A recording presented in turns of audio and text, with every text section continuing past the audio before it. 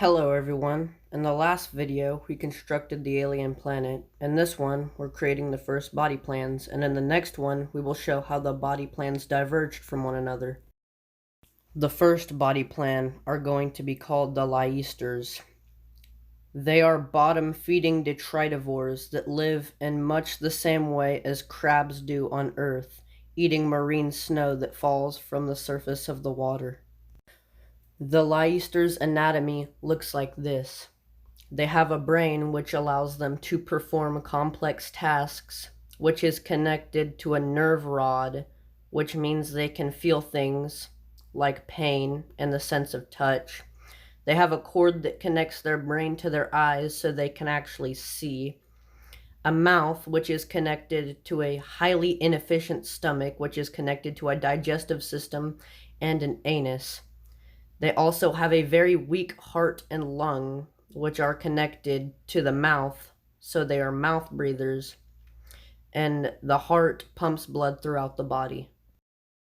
Because the heart is so weak, they are going to need a little bit of help to get their blood around their circulatory system, so they will evolve a muscular valve around the top of their leg valve, which will pump blood in and out of the legs, which will move the legs in a very similar way to the tube feet of starfish, and of course the valve legs of arachnids such as spiders.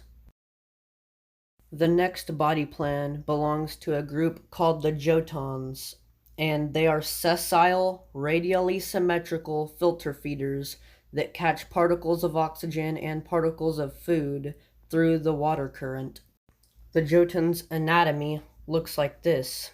They have two breathing holes on either side for gaining oxygen from the water, a blind gut full of stomach acid so they can digest things, and a heart underneath it which pumps oxygen-rich blood throughout the body.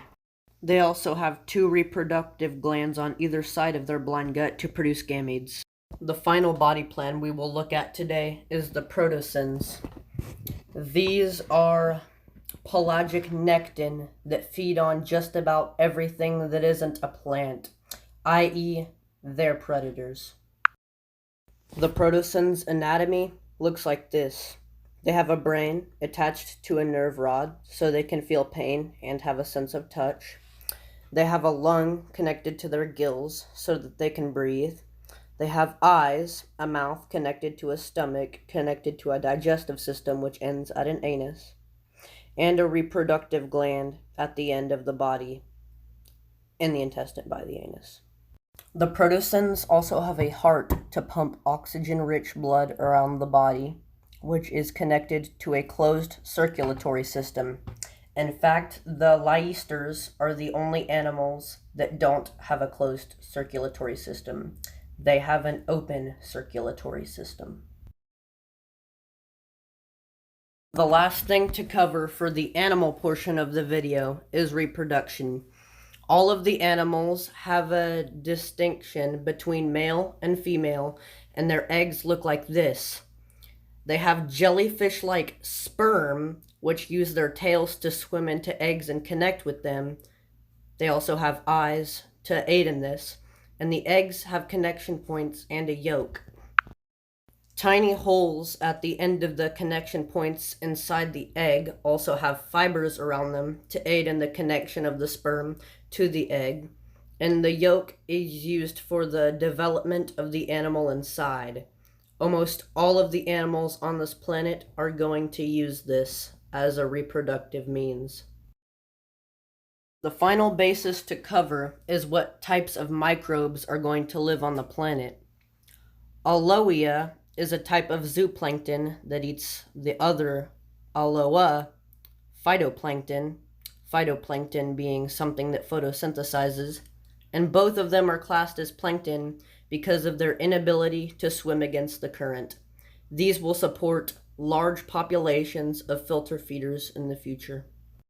Another type of microbe are the rhodophytes, which gain energy from sunlight, and they also breathe in carbon dioxide and methane and emit argon and oxygen. Another type of microbe are the potassophytes, which gain energy from oxidizing both gaseous and liquid potassium. They are also aerobic respirators, which means they breathe in oxygen and also argon in the case of this planet, and breathe out carbon dioxide. Also, all of the other animals can also breathe in argon.